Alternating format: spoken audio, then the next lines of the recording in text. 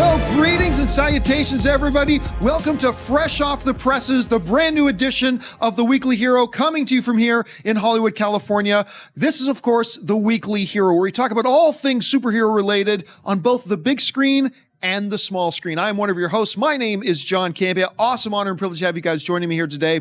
And of course, I am joined by my co-host, Mr. Robert Meyer Burnett. Robert, how you doing? I'm doing great. It's fantastic to be in this new studio. The production value here. Wow. I mean, I can actually look at you. It's a little bit of a difference from my spare room, isn't it? It's amazing. Just a little step up. You know, you've become superheroic to me putting us in this new studio. You will always be my Lois Lane. And by the way, you might see our little guest star in here. Robert's going to talk a little bit more about this little fit fella sitting here in the middle of the table. We'll get to him in just a little bit. Absolutely. But before we do, we've got a few topics that have gone on in the world of superheroes in the past little while that we need to get to. We're going to start off with this. News dropped today that Disney is developing yet another new series for their Disney streaming service. Now, we found out a number of weeks, almost a month ago now, I guess, that Loki and Scarlet Witch were getting their own limited series being developed for their streaming service. It got a lot of us excited. And they said at the time that there would be more coming. Well, more coming there was. Yesterday, we found out that they are indeed developing almost like a buddy cop kind of idea of Winter Soldier and Falcon together in their own limited series. So, Robert, I talked about this on the John Campea show a little bit earlier, but your initial reaction when you started hearing about like this whole idea? Well, I read that. First of all, I had to do a double take because what a cool idea this is. Both Captain America's sidekicks sort of teaming up, creating their own super team. I mean, whether it's going to be Lethal Weapon of superheroes. I mean, their dynamic is great. I love those two actors. There's both very charismatic guys. Yeah.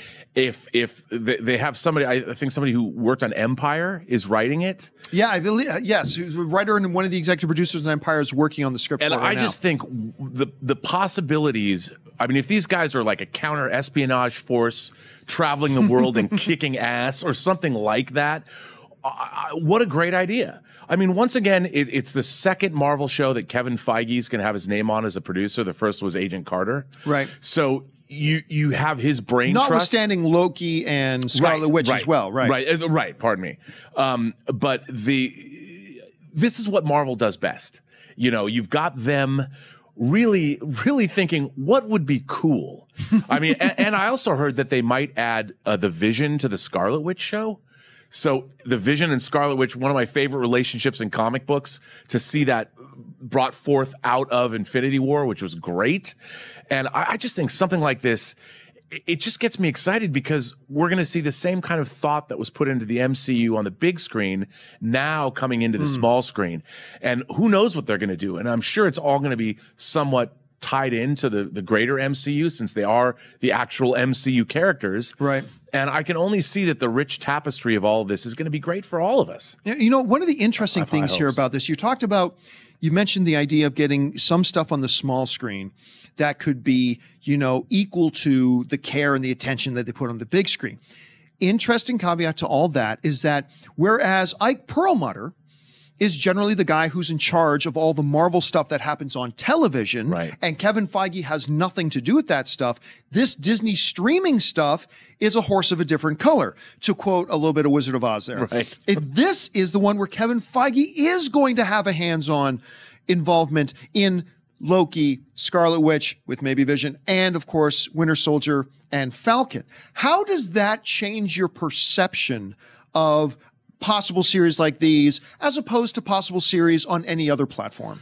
Well, I think, again, it's the thought that's going to go into these shows. I think, look, one of the problems with television is when you create a new show, you don't know if it's going to last. Right. Network programming, they come up with shows like Manifest, which is a new show. Which I like, by the way. I've been watching it. I've been digging it. I've been digging it, but I'm like, they don't know why this plane disappeared. You know, they're like, it disappeared. We'll figure it out in season 3. It went through a time rift. We'll give it out in drips and drabs. Like, ooh, the kid sees a bright light in the last episode. You know.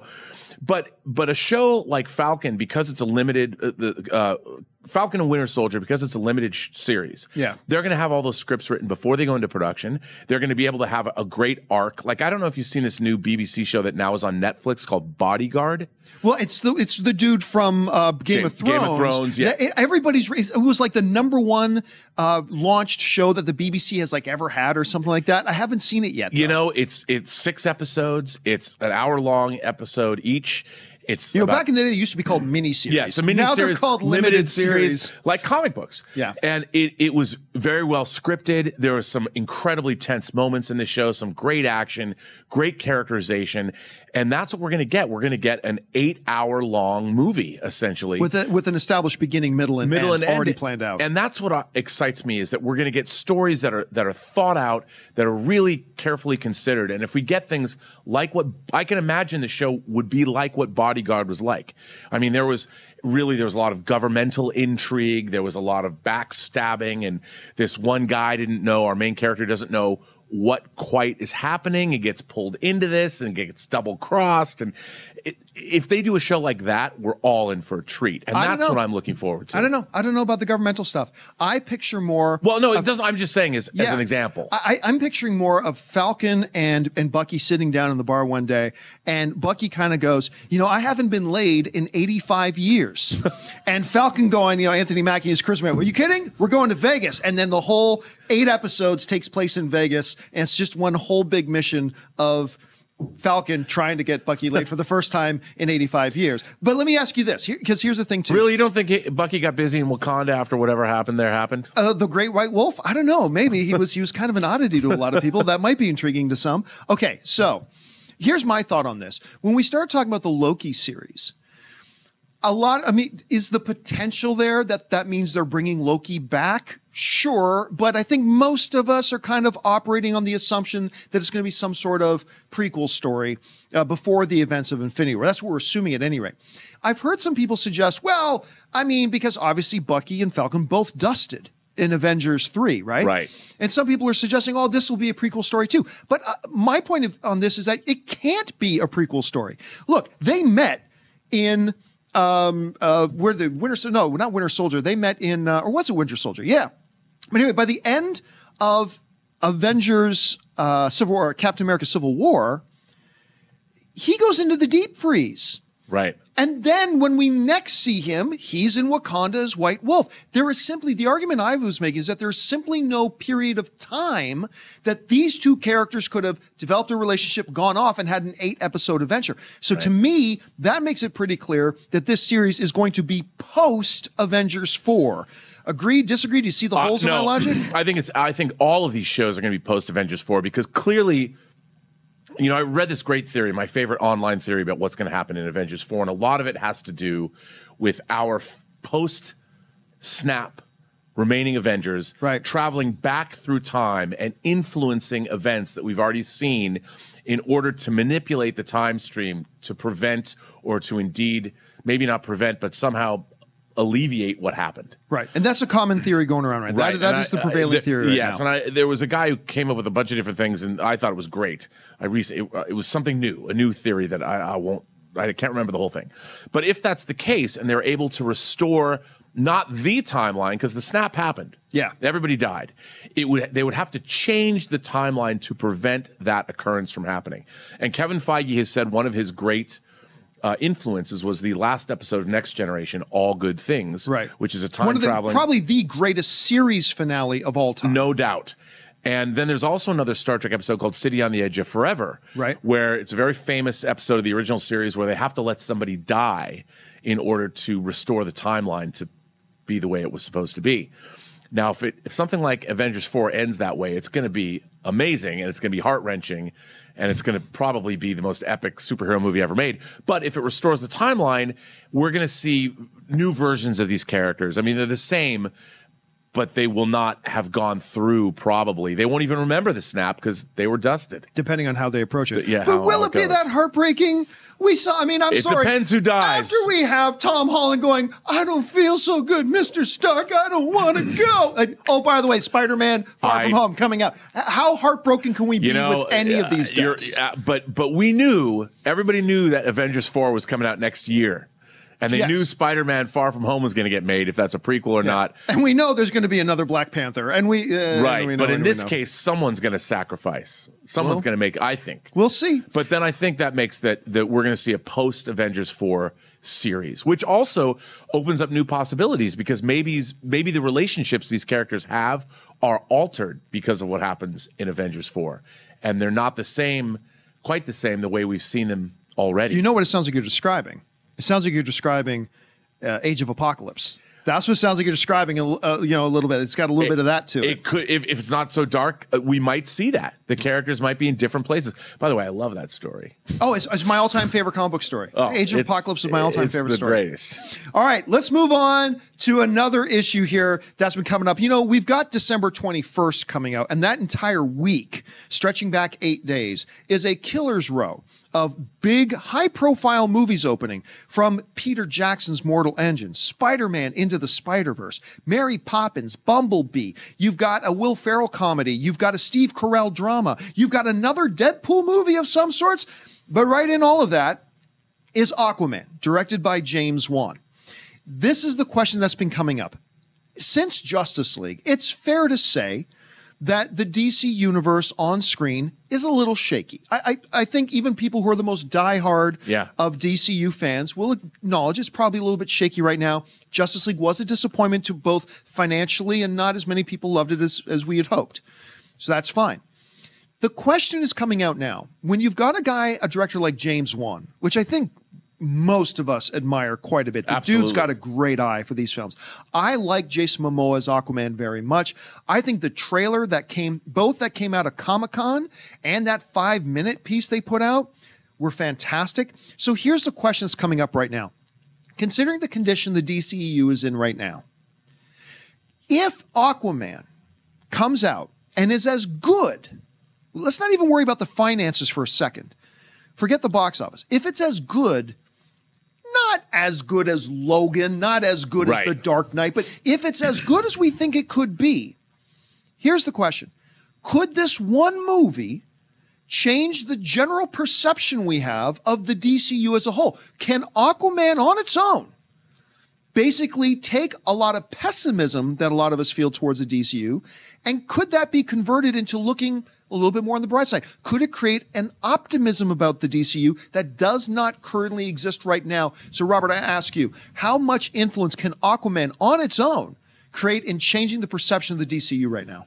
Well, I think quite a bit. I mean, it's coming on the heels of the standalone Wonder Woman movie as well. Right. And with the 1-2 punch of Wonder Woman and Aquaman, you're kind of restoring the Justice League one film at a time. Unfortunately, there was something in between there that did not succeed so well. It's absolutely true. But I do think if Aquaman is a smashing success, and it looks like it's a lot of fun. I do have some trepidation about it, though. Really? I do. And my trepidation is the tone of the movie is so fantastical, it looks like, that one of the reasons I think the MCU is so successful is they've done a really good job of having Asgard and the quantum realm and Doctor Strange all existing together, but it's still grounded in a reality that we believe in. Right. We watch it and we're like, these characters could exist in. I've always believed that we want to believe that we can look out a window and see a superhero swing by. It's the notion that I call the fantastic within the mundane. Absolutely. It feels like it's in our world. And my favorite word, verisimilitude. The MCU has verisimilitude. It has a reality across all of these wacky concepts, whether you're talking about the gods of Asgard, the quantum realm, or you're talking about the master of the mysticism, the mystic arts that Doctor Strange is. You believe in it. But is Aquaman, does it go too far? I mean, I love it as a fantasy film, but when you know that Atlantis, which is all full of, sharks with armor, fighting seahorses with armor, I mean, and dudes like Orm and Black Manta, and I mean, it looks pretty balls to the wall, Lord of the Rings, epic fantasy, which I'm into. Right. I'm like, great, that could be awesome, but can you build the DC universe off of that? It's going to be really interesting to see. Like you said, where's the mundane in Aquaman? Does it exist? Right. I don't know. I think that's a really interesting point you make. The mundane and the fantastical coming together. The fantastic within the mundane, yeah. And that's what makes those movies so great. However, if the movie's great and we want to see Aquaman again, we're going to want to see those characters team up. You know, it's a natural thing. We want to see them exist in the same movie. But Aquaman looks like you're getting a whole pantheon to look at. I mean, maybe we don't need another DCEU movie. We just need to see another Aquaman film and another Wonder Woman movie. Because where's the Flash now? The Flash is no longer, you know, it's moribund. Batman, who knows? You know, here's funny. On the John Campea show the other day, one of the viewers wrote an email and said, you know, and they reminded me of when I had Stephen Amell, who plays Oliver Queen Arrow on TV. He was in this studio, actually, and he was talking with me. And just 2 weeks earlier, The Flash had premiered on television. And it was on the second week that they announced Ezra Miller was going to be the Flash in the movies. The reason that's so funky is because now when the Flash movie is supposed to come out, the Flash TV series is going to be in its 7th season. Now, so just put that in perspective. But I'm going to tell you what, Robert, Aquaman will change the perception of the DCEU, and I'll tell you 2 reasons why. Reason number 1 is this. So many people have already forgotten. I'm glad you brought it up. You brought up Wonder Woman. So many people have already forgotten. We are a what have you done for me lately kind of people. Right. We really are, right? And we forget what was going on just 3 minutes ago, let alone 3 months ago. But when Wonder Woman came out and just triumphed at the box office, it was the first DCU movie, DCU, not counting Christopher Nolan's Batman films, the DCU, it was the first DCU movie that the critics embraced and loved, that the audience embraced and loved. It had financial success. It hit the trifecta, right? There was a period of a number of months there that the perception of the DCU had really started to swing. People were talking now about the DCU in terms of optimism instead of skepticism, right? And then Justice League came, and then that kind of ended up momentum. But that's number 1. So if Aquaman can recapture that, I think he'll be on the right track. But the second reason goes directly where you're talking about, the mundane, the fantastic within the mundane. Here's why I think that Aquaman trailer and the tone of that trailer works. Because to me, we've now got Walter Hamada as the sheriff of WB, right? He seems to be changing the tone of their whole universe. To your point, does the tone of this Aquaman trailer fit in with the tone of Batman versus Superman? No, it doesn't. But you know what it does fit in the tone with? Shazam. Well, yes. So now we start to see that Hamada, the DCU, is being reshaped to have a different tone, a different feel. You pointed out more fun, more entertainment, and yet getting into the fantastical. And if they can do that, and if they can use Aquaman to start that transition, and they crush, I mean, hey, this is all predicated on that big if. Yes. If it's good, and who knows, this movie might be a sack of crap. But if it's that good, those are the 2 reasons that I believe this thing can change perception just like Wonder Woman did. I think, you know, I would agree with everything that you said. And another thing that what I love is that the DC universe, the comic universe that I grew up with, I was always more of a DC kid growing up than Marvel. The Aquaman movie looks like what it felt like to read DC Comics growing up because of the epic nature of Atlantis, because of the fantastical nature of what you're watching. I mean, there's that scene where they're driving in a car and a wave is taking some like Navy destroyer and throwing it behind them. I'm like, well, that's pretty awesome, you know. And then there's a nuclear submarine that he lifts out of the water, and the battling armors and whatever. It looks to me awesome. Like, I look at it and go, this is what I would have wanted to watch when I was a kid, and as an adult who's still a kid at heart, bring it on. And I hope so. I think you're right, though. I think, you know, I didn't think of it that way. They're making a tonal change. Overall, and you know, in a way, that might work out, because I think Batman v Superman: Dawn of Justice, at least the ultimate version, has that fantastical quality. Once they bring in Doomsday, and that actually might fit retroactively better in with Wonder Woman, Shazam, and Aquaman. I hadn't thought of you. Yeah, you're right. You might retroactively actually improve how we view the previous film. Right. That's interesting. Because the tone's gonna. Oh, okay. We can have Doomsday, and we can be a little bit more, because that movie's kind of wacky. It's kind of wacky. They had to throw everything but this kitchen sink in it. But now, I mean, after Wonder Woman being so straightforward in a World War I story, But her character is now so beloved, and Gal Gadot is so great as Wonder Woman. Oh, God, let's not get into that argument right now. Well, no, I didn't mean to, but she's beloved. I think now she's beloved. By some, yes. By some misguided souls, yes. But I think with Shazam and with Aquaman, it's going to be really interesting because, like you said, the tone of the entire DC universe will then be completely 180 degree. It is no longer this dark, brooding universe. It's now going to be bright. Even the undersea kingdom of Atlantis now is beautiful and colorful and full of phosphorescence. Yeah, it reminded me a little bit of Avatar. I remember when we saw that in the trailer, I got a little bit of a sense of Avatar. All right, well, listen, we could talk about this all day, but we need to move on. But before we get on to our next topic, there's a little tradition we have here on the Weekly Hero because, Robert is one of the great figure collectors in the world. He is one of the great figure collectors. He always has something really cool to bring in. And you, no exception today, have brought in something pretty damn cool for us to tell us about this little guy in the red jacket and the red motorcycle. Well, 2018 marks the 30th anniversary of the seminal Japanese animated film Akira, right, that most people saw on the big screen. And almost a decade ago, Bandai, which is one of the great Japanese toy companies, teamed up with Medicom, which is an action figure company, and they created this. And this is a 6-scale version of Kaneda and his, of course, the coolest motorcycle probably ever in anything. Yeah, in any fiction. Kaneda's bike.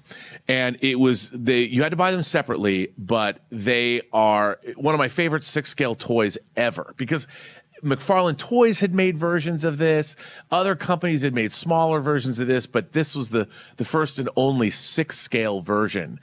And it all comes apart. Everything's held on by metallic bolts. You can plug a stereo speaker in there, and it makes sounds and noises, and you hit the accelerator button, and the sound from the actual bike from the movie comes on. And it's easily one of my favorite 6-scale pieces that they made. And the dashboard even lights up. The dashboard lights up. I mean, the whole thing is incredible. insane. And it's funny because I never take it out of the case it's in. It's in this glass case. I never touch it. So I'm like, ooh, I'm going to bring it since it's the first time we're in the new studio. I'm going to take this out and bring it. And it is the 30th anniversary of the movie. We can celebrate. Yeah. A lot of people found their way into anime through Akira. And it's, of course, based on an incredible manga series that was repackaged this year in a big hardcover box. It's like $175 to get the whole manga series. So I figured I'd bring Kaneda and his bike to commemorate this, the first new Weekly Heroes in the new studio, because it's awesome. And it's beautiful. It's funny. I still think if it wasn't for Ghost in the Shell, we would probably be well into production on it because been trying to get in the Akira movie for years, and they were really close. And I honestly think Ghost in the Shell probably killed it. I think that's what put the brakes on. But the figure is absolutely beautiful. If somebody were to try to buy this figure today with the bike if they were trying to, how much do you think you'd have to be paying for that on the secondary market? $1,000? It's so gorgeous. I just don't know. I mean, I haven't looked. That bike, it was sold out immediately. I mean, and what was really weird, what was funny is they actually offered. That's the anime, the movie version of it. Right. But the manga version has a bunch of other stickers. So it came with a second set I have a second set of the bike, like the armor, right? Which all of these stickers are on it. You get to put them on the way you want. There's like 100 different stickers, and I did that so I can actually swap out the armor. But this is the actual movie version, so that's why. Well, thank you for bringing that in, and of course, Robert will once again be bringing in another figure next week, and I cannot wait to see you. You're surprising us every week. I can't wait to see the next one. All right, let's now move on to our third topic today. All right. This is a little bit of old news now, but we haven't had a chance to talk about it. Some changes going on at the good ship Netflix with the MCU shows they had. There was a period of time when the Netflix MCU was considered, a lot of people maybe even preferred it over the big screen MCU. We had Daredevil season 1. We had Daredevil season 2. We had a pretty impressive first half of Luke Cage season 1. Everybody loved Punisher, all that kind of stuff. It's become a little bit hit and miss. Defenders was hit and miss with some people. Some people totally love Jessica Jones. Some of us don't. Iron Fist was a big swing and a miss. There's some different perceptions of Luke Cage season 2. But now they've done a little bit of house cleaning, it looks like. First of all, they announced that they axed Iron Fist. And now Iron Fist is gone. Then the head of content over at Netflix came out and said, hey, but everything else is staying. We love the performance of all these shows, and there are shows to cancel. The very next day, they canceled Luke Cage. So first, I got to ask you, because you and I haven't had a chance to talk about this. Number one, your reaction to the cancellation of Iron Fist and Luke Cage. Secondly, where do you think this all, what does this all mean for the future of MCU films and MCU properties on Netflix? What do you think? Well, I think it's all, look, the days I think are numbered. Daredevil season 3 was incredible. I mean, I still haven't had a chance to watch it arguably yet. one of the best, if not the best season. Incredible. I think Punisher season 2 is going to be great as well. Season 1 was so good. Yeah, I just think that these shows, and I read a really interesting article about how Luke Cage season 3 was deep into production. The writers' room was working. They had written many pre-production. Pre-production, and then there were creative differences. Somehow. Yeah, I heard about that. They wanted to do some kind of changing of the guard or moving things around, and when they couldn't come to grips or come to terms, they just canceled the show. Which leads me to believe that, look, Marvel, Disney, they're going to move all this stuff in-house. Eventually, it's all going to come in-house. Because why would you give it to someone else if you don't have to? I know Netflix, they probably have some kind of reversionary clause that these shows are going to revert to Disney. They'll put them on their own streaming service. Maybe we'll see a Heroes for Hire show, and they'll bring back Luke Cage and Iron Fist together. I don't know, but I don't think we're going to get much more once that Disney streaming service. We've got maybe 2 years of those shows left. Yeah. Maybe. And it makes sense. I mean, the fact that they just announced they're shooting The Mandalorian. They're making a Star Wars, which, by the way, what a great idea. And you see the lineup of directors that they have. Oh, my God. It's amazing. It's incredible, but that to me shows that was a lot of foresight. Okay, let's do a show in the Outer Rims that isn't beholden to the Republic or the Empire, whatever's going on. We can tell we've never seen that part of the Star Wars universe before. We could tie it into maybe the First Order. Who knows? But that's the kind of thinking that is going on there. I think that show's gonna be first rate. I think Disney's on their game between Marvel and between Lucasfilm. We're gonna get something really special with that streaming series or the streaming network and all the shows they're putting on. And I think that we're going to get it all in-house. They're going to take it all in-house. See, here's the thing to me, though. The interesting part to me was there are some people who had the theory that, Disney made them cancel those shows, which I don't know the contract specifically, but I'm pretty sure the contracts that Netflix has precludes that. Like Disney couldn't just come to Netflix and say, you can't do that show anymore. I'm pretty sure. I think you're right. And so, which raises another question to me. It's like, even if Marvel had that power that they could just say, you can't do that show anymore, why would you want the two worst shows? Like, I know there's some of you guys that really like Luke Cage, and that's great. Iron Fist was horrible. Right. Now, season 2 was a step up. It was. Marked improvement. It was absolutely a recognizable improvement to the point that I would even say, not bad. It's still a lot of crap in there. I don't know if you had a chance to watch Iron Fist season 2 or not, but the relationship between the brother and sister was my favorite part of the entire season. Luke Cage, season 1, the first half of season 1 with Cottonmouth, who I believe was played by Mahershala Ali. Yeah. That was must-watch television. Great stuff. Then the second half of the season happened, and I almost couldn't finish it. But then I approached season 2 with such excitement, and I thought season 2 was every bit as bad as the second half of season 1. I was totally let down. I hated what they did with Luke as a character. I just, by the end of it too, they tried to pull that BS Godfather ending with the door opening and the whole, like, they might as well have had them kissing the ring. It's like, oh my God, this has gone beyond homage to just pathetic desperation. Well, I also think that I think there's a cost issue involved. I think Netflix has been burning through cash. They're spending ungodly sums of money. They're putting out, I don't understand their model really. I mean, I get their subscription model, but shows are dropping on Netflix like every day. Yeah. You turn it on, they're getting, and they were going to make another offering to raise another $2 billion. I think they did, yeah. Yeah, they made another offering. I think they're trying to, if the show isn't a performer, across the board, like a big performer. They renewed Ozark for season 3. I think a show like which Ozark, a lot of people love. I love that show, and I love the actors, but I'm sure it's not as costly to produce as a Marvel show.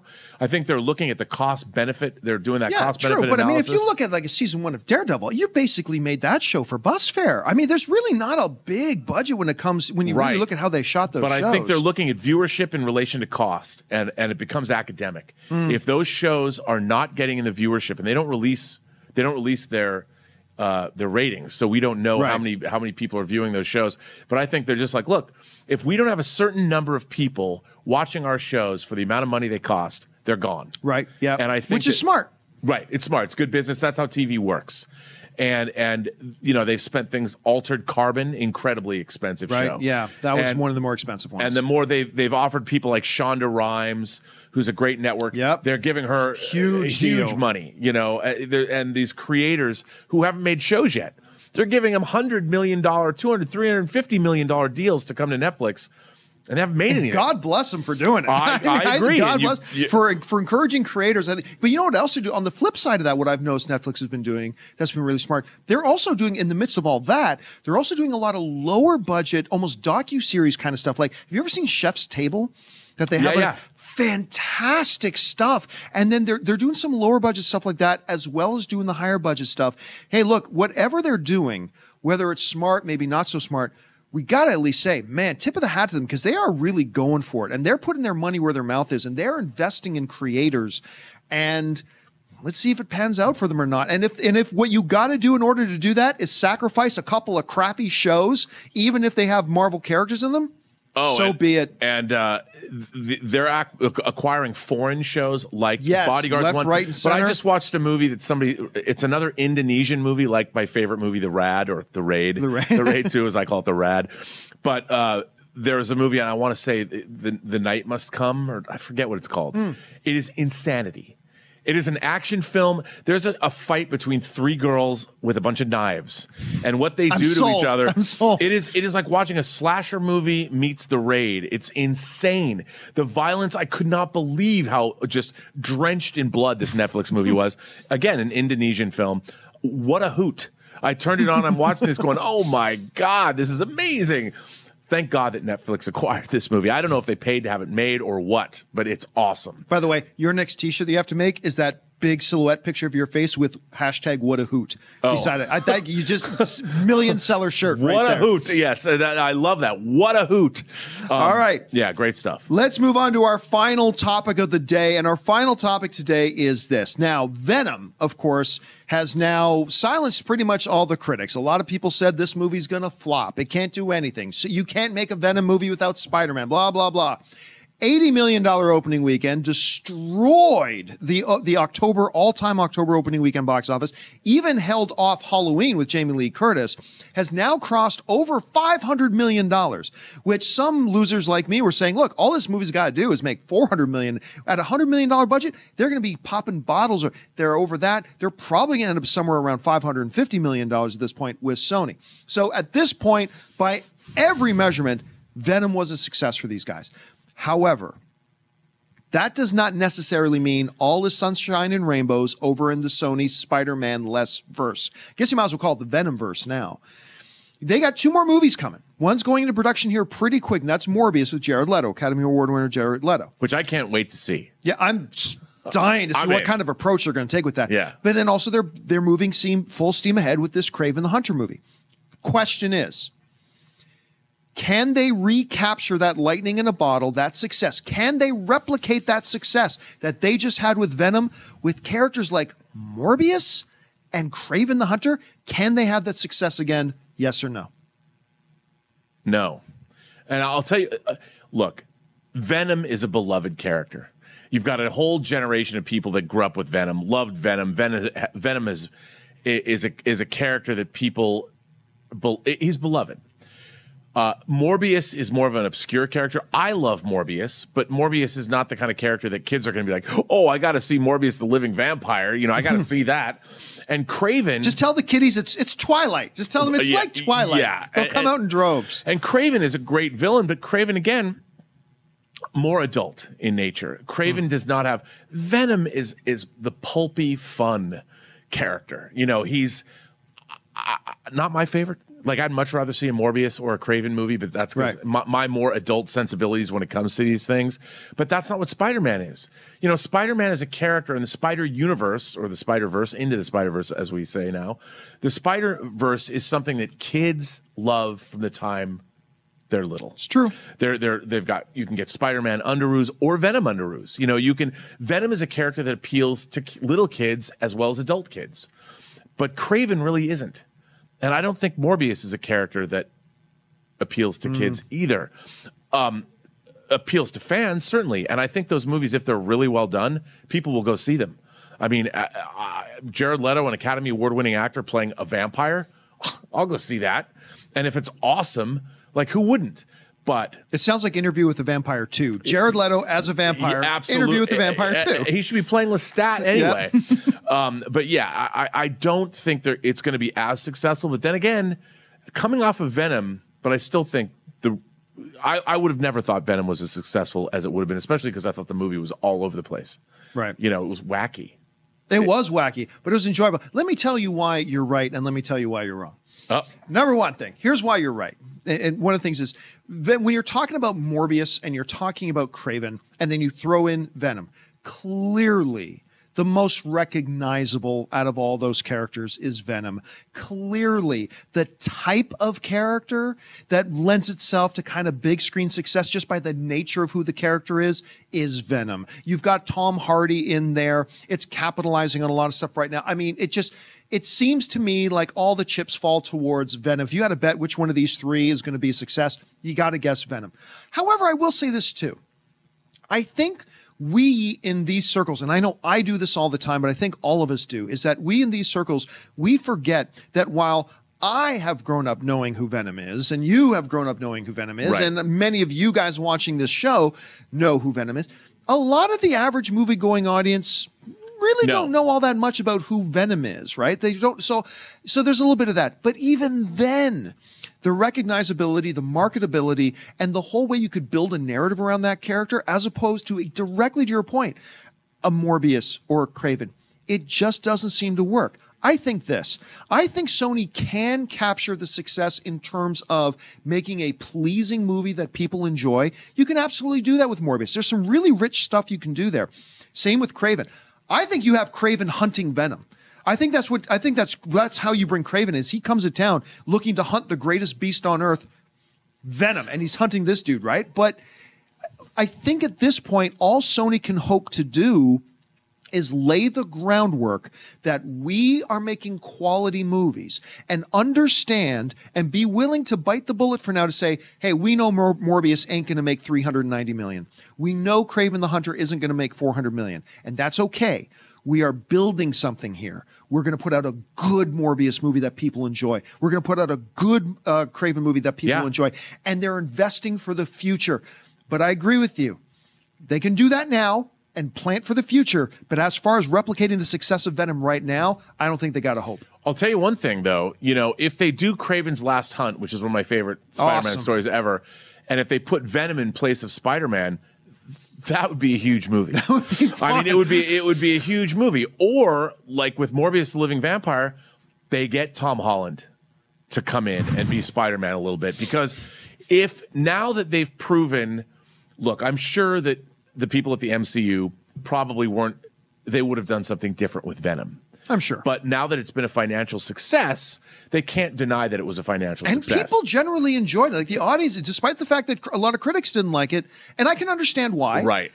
A lot of the fans did. It was very crowd pleasing. They really liked that, and I still I keep seeing on my feeds, various social media feeds, I really like Venom. You know, people that there's still this surprise, but they liked it. I think more people liked it. I was shocked. Yeah, they didn't. I was shocked I liked it that much. And I think with these films, with Morbius and with Craven, they can now, because Spider-Man's going to come back to Sony, and they can.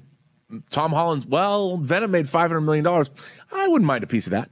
You know? Look, if you put a Spider-Man now in with Venom, that movie makes $1 billion. That's $1 billion movie. But you know me, though. I think the success of Venom means Spider-Man stays where he is. Because now I'm thinking Sony's mind, I think right now is, oh, look, we can have our cake, making money off Marvel by having Spider-Man over there, and eat it too by making our own universe, and we didn't need Spider-Man. Well, and if Into the Spider-Verse is as huge as I think it's going to be, that's another topic. Then altogether. they do Miles Morales. They don't even have to have. They can have the Miles Morales version. I don't of think they Spider-Man. can, though. I don't think they can have a live-action Spider-Man, even if it's technically a different character.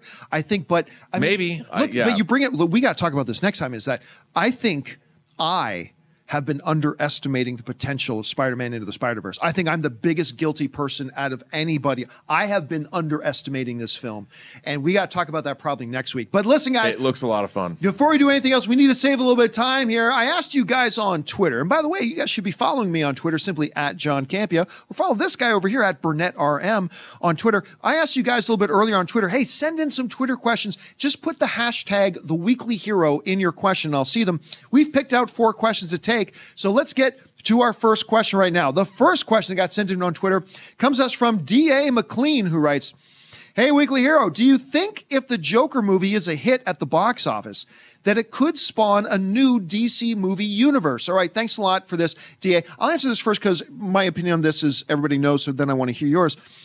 I think no. They are making this Joker movie to establish not a new cinematic universe, but to establish that we can do standalone Elseworld kind of movies. They're looking to establish outside of their cinematic universe, not a new cinematic universe, but the fact that you can tell great one-shot stories without having to be worried about connecting. So if it's a big success, that just goes to what they were trying to do. So no, I don't think you're going to see them create a new universe around this Joker. What do you think? I agree with you 100%. I think that if they can do single standalone movies that make the same amount of money, if they make $750 million or $1 billion even on a Joker film, that's a huge win. Then they can do a second Joker movie that's only in its own universe. Mm-hmm. Then they can the DC universe is filled. There's so many characters and they don't have to worry about incorporating every other character. I think it's a smart play. This idea that everybody has to have this expanded universe, that we have to have the MCU, I think is a fallacy. It also limits the amount of films that we're going to get. Imagine if we get films about, like, I don't know, Hawk and Dove, which we've seen in Titans now. Right. What if somebody wants to make a cool Hawk and Dove movie? You know, now they can. Now they have a precedent. Like, oh, okay. Not worrying that your hands are going to be tied by the cinematic universe. No, you can tell any story you want. Any story you want. I'd love to see them go back and tell a good Catwoman story, you know, or go back and do a Lex Luthor movie, but have nothing to do with Superman. I think it's really exciting if it works. You know, I've been saying for a long time, some of the greatest stories in the history of comic books were like one-shot Elseworld kind of stories, where they're talking about Red Sun, where they obviously the granddaddy of them all, The Dark Knight Returns. Right. Like, there's a lot of these stories. There's these rich stories you can tell when you don't have to worry about being tied to a cinematic universe. Absolutely, and they're making a smart play because it gives you the opportunity to do both. Yep. You know, they can even brand the DC universe. This is a DC universe movie, or a DC, whatever they want to call it, and then we've got our standalone films as well. And like you just said, part of the appeal of reading comic books was they had Elseworld stories. I mean, DC coined the phrase Elseworlds. That was their thing. Right. And being able to see those kinds of movies, I'd love to see a live action Gotham by Gaslight, or a Red Sun, or even a live action Killing Joke done really, really well. I mean, you could do The Killing Joke as a sequel to the Joker movie, and you could have Batman come in as a one-shot actor, could play Batman that's not part of the... Except Bruce Wayne is going to be like 8 in the Right. Joker movie, so that's probably not going to happen. All right, let's go to the next question. What's the next question we got here on Twitter? This one comes to us from Mike Donato, who writes, at what point do you stop caring about this Batman Matt Reeves movie? At this point, it just seems like a joke, hashtag the weekly hero. Well, look, I'm going to tell you what. Like everybody else, I'm frustrated because I shared on the John Campea show that Warner Brothers initially expected there was supposed to be a delivery date of a first draft of a Batman script a year ago, right, last September. Obviously, he just recently turned in the first draft, and it's just the first draft. I mean, who knows how much longer we have to go. It is frustrating, and it looks like Chris McKay, who was supposed to be directing the Nightwing movie. Was it Chris or was it Adam? I think it was Chris. Who directed the Batman Lego movie? I think it was Chris. It was one of the McKays. Right. But was supposed to direct Nightwing, but because of all the delays with the Batman thing, he waited around. Finally said, fine, I got to go do other things right now. So I get it. We're frustrated. But the bottom line is it's Batman and it's Matt Reeves. Right. I mean, if Matt Reeves hasn't earned our trust at this point as a storyteller, of course he has. That does not take away our right to be frustrated at this point. I am frustrated as a fan. Many of you guys are frustrated as fans. But I would caution and just say, in our frustration, let's not go overboard. It's still Batman, and it's still Matt Reeves. And so I am not going to give up on this. I have a lot of hope in it. Frustrated, yes, but hope. It's not an either or, it's a both and. I am frustrated, but I am still hopeful. How are you feeling about this? See, here's the thing. We'll get the movie when we get the movie. Am I frustrated that Game of Thrones season 8 is taking so long to get here? Great point. Yes, I am. But as long as we're going to get it and it's well done and they've taken the time to make it good, I don't allow myself to get frustrated about movies that haven't been made yet. You know, Martin Scorsese, one of his passion projects was Gangs in New York. Yeah. Took him 20 years to make it. I mean, Bill the Butcher, I love that character. Oh. That however long it took him to make it. One of Lewis's best. Oh, so good. So to me, it's like, look, I don't care how long something takes if what we get in the end is great. By the way, you mentioned Game of Thrones. Did you see the news about Naomi Watts today? I did. And then they also dropped news about the male lead. Oh, I didn't hear. No, I didn't hear that. Forget his name, but he was in Poldark, and he was in something else. He's a very handsome man. Oh, he's television show guest. Yeah, let me tell you right now. I got excited about the Naomi Watts thing. I love her. She can do no wrong. You know, she is 50 years old now, and still to this day one of the dead sexiest women alive. Oh yeah, I mean, not to mention one of the greatest actresses in the business today. She's amazing. She's fantastic, and I've been a fan of hers. I mean, I think the greatest Japanese horror remake since, the Halloween season is upon us is The Ring, right? Which she stars in. And she's just fantastic in that. 21 Grams, Academy Award nomination for that. Mulholland Drive. Yeah, she's an amazing actress. And so great in Birdman with Michael Keaton. So good. And I think that kind of casting is what I really like overall is all of the genre material that we're getting, whether they're superhero movies or television, science fiction, horror, fantasy. We are living in a golden age. We're getting some great storytelling. And the more people that stop, like 20 years ago, people thought, oh, I'm slumming if I'm in a superhero movie. Yeah. Or I'm slumming if I'm in a science fiction show or something. Now people are like, we're getting the best actors and the best creatives to do these things. And it's a golden age. So you shouldn't feel frustrated. I mean, if you're frustrated there's no Batman movie, there's something coming. Aquaman opens in a couple of months, and you're going to get Shazam, and we're going to get Wonder Joker Woman. and Wonder Woman. There's many things to wait for. We are living in heck, today, one of my favorite authors dropped one of my favorite book series, or yesterday, and Joe Ledger, who should be a weekly hero, but it's a horror novel series, and Stephen King dropped a new book yesterday. In 2 days, one day, I got 2 books. We live in fantastic times. And I still haven't even started watching Daredevil Season 3. Oh, there's so much good stuff out there. You're in for a treat. All right, let's get on to the next tweet. And the next tweet right now comes to us from Dan Veratu. I love that name. Do you think Thanos will still play a big role in Avengers 4, or will he take more of a backseat compared to his role in Infinity War? That's a lot of speculation a lot of people have. What do you think Thanos' role is going to be? Is it going to be a big role like it was in 3, or do you think it's going to be diminished in 4? No, I think it is going to be diminished in 4 because Thanos won. Yes. He won. And I think what Avengers 4 is going to be concerned with is trying to take back that victory from Thanos in very creative ways. I mean, I think time travel is going to play a part. I think the quantum realm is going to play a part. And I don't think Thanos is going to be as proactive in the movie. He's going to be in the background, I think. And I think there's going to be another antagonist that we don't know about yet. Ooh. I mean, I want to say Kang because he's a time travel. He's one of the most powerful villains in the MCU, like a Thanos. And they've kept a lot of stuff under wraps. But I mean, I love Thanos. I love Thanos' portrayal of Thanos.